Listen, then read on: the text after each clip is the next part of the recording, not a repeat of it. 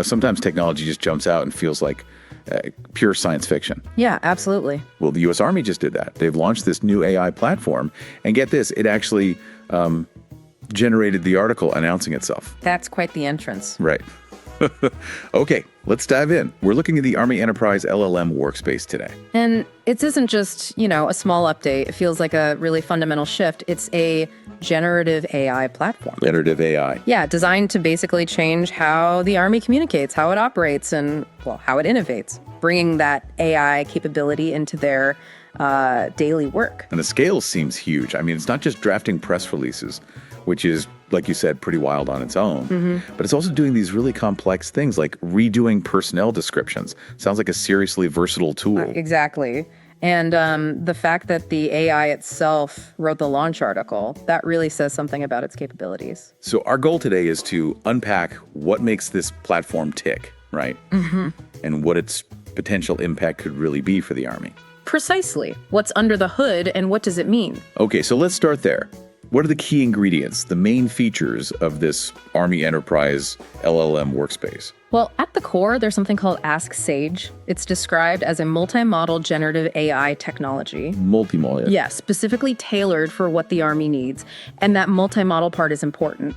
It means the platform can kind of intelligently choose the best AI for a specific task. Text generation, data analysis, you name it. Okay, smart. But it can't just be about power, right? Especially for the Army. Security must be massive. It mentions CUI accreditation.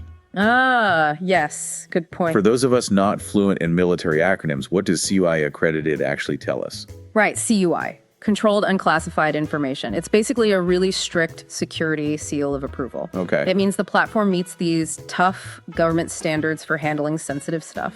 Information that isn't classified per se, but definitely needs protecting. Think of it like a special digital vault for important Army data. That's a helpful way to think about it. A digital vault. And it seems like they also made it easy to access. Software as a service? SaaS. Yep, SaaS. Why is that such a big deal for an organization like the Army, which is huge and spread out everywhere? Well, the beauty of SaaS here is just the simplicity. Yeah. Forget complex software installs on, countless machines. Right. Nightmare. Exactly. Users just access this LLM workspace through a web browser. It massively lowers the barrier to entry, makes it way faster and easier to roll out and use everywhere, even in remote spots. So it's built for quick access, and they're kicking it off with a 30-day free trial. That's right. Anyone eligible with a Common Access card, a CAC, can register and start playing with it right away. Smart. Get it into people's hands. Exactly. Let soldiers and civilians see what it can actually do firsthand. But, okay, 30 days is great. What happens after the trial? The article mentioned a token-based subscription. How does that work? So think of tokens like digital credits, basically. Yeah. After the trial, you need a subscription funded by these tokens to keep using it. Initially, the Army CIO has bought a limited batch of tokens. Gotcha. But longer term, different Army units or organizations can buy their own tokens. They'll use an existing Army contract mechanism, an IDIQ. IDIQ. Indefinite delivery, indefinite quantity contract. It lets different parts of the Army scale their AI, use up or down based on their own needs and, budget. And that Ask Sage contract, the one powering this, it had a pretty big number attached, didn't it? It did. The potential ceiling is $49 million over 5 years. Wow. Yeah, that shows a pretty serious commitment from the Army to this technology. Definitely. Now, what about the really sensitive stuff? The article said deployment to SI-PeerNet and higher networks is coming soon. What's SI-PeerNet and why is that important? Right, SI-PeerNet. That stands for Secret Internet Protocol Router Network. Secret. Okay. It's the secure network the DoD uses for classified info up to the secret level. Putting this platform on SI-PeerNet is a major endorsement of its security. So it can handle more sensitive tasks. Exactly. It means the LLM can help with things like operational planning, analysis, work involving classified data that couldn't use these kinds of AI tools before. It really does sound robust. Yeah. And that's backed up by the list of tech they're using underneath it all. Yeah. Azure, OpenAI, Gov, Mistral, Google Gemini, even open source LLMs. Why such a diverse lineup? Well, having that mix of AI models isn't just for show, it's strategic. How so? It lets the Army leverage the specific strengths of each model. Maybe one is great at drafting documents, another excels at complex data analysis for logistics or planning. So it makes the whole platform more adaptable. More adaptable, more resilient, they can pick the best tool for whatever job needs doing. Okay, so you've got all these features, this diverse tech stack. How does the Army make sure it's both easy to get to and super secure day to day? Well, the foundation is hosting it within the Army's own cloud environment, Carmi Cloud. Right, Carmi Cloud. You mentioned that. Yeah, so that gives them a secure, controlled space. Then you add the CUI accreditation we discussed, plus the fact that everyone needs their CAC to log in. It's like layers of security built right in. It sounds like a very deliberate balancing act. Powerful AI, but locked down tight. Let's switch gears slightly. Let's talk impact. How is this actually, changing things?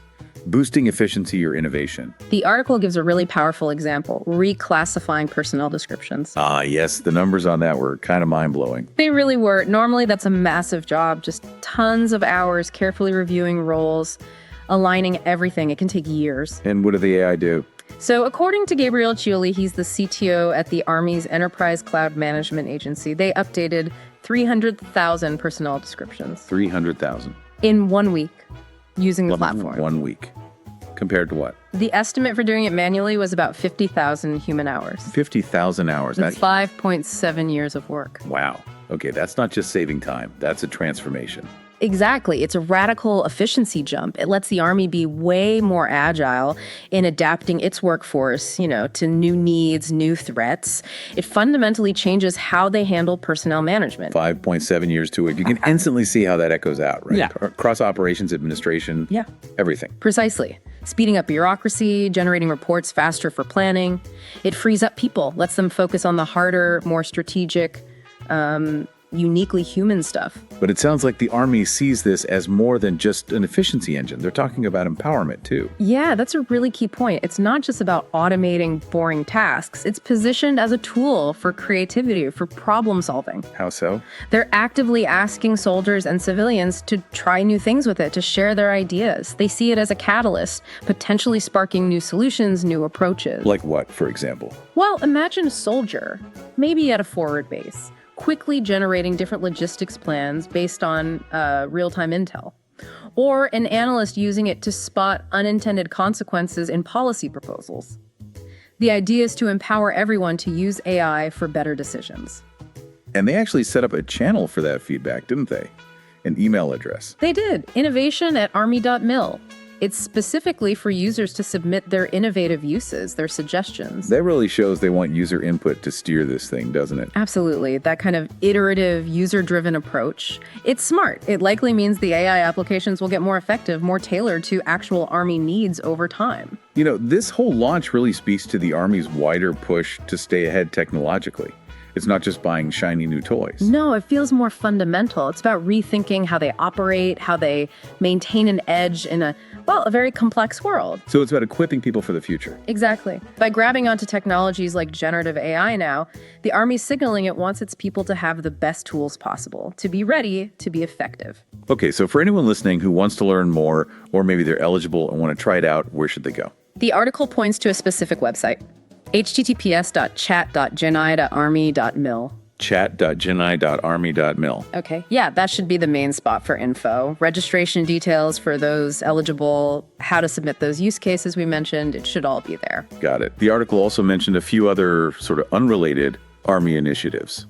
Childcare, healthcare system updates. Right, just brief mentions. It kind of gives you a sense of the breadth of things the Army is working on all at once. Yeah. Enhancing operations, supporting personnel across the board.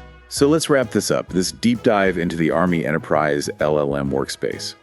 It really feels like a major step integrating generative AI across so many Army functions. I agree. The potential for really significant efficiency gains from admin tasks right up to operational planning, plus that focus on driving innovation from the ground up. It makes this something to watch closely, not just for the military, but for any large organization, really. And that brings us to a final thought for you, the listener. Think about the bigger picture here. What happens when massive organizations like the military really start adopting generative AI widely? What new possibilities, maybe what new challenges does that open up? Not just for the Army, but how we all work, how we deal with information. That's the key question, isn't it? It really feels like this is just the start of something big, maybe spreading far beyond just defense. Absolutely. What the Army is doing here could be a major indicator. It'll offer huge insights into both the power and perhaps the pitfalls of weaving advanced AI into complex organizations everywhere.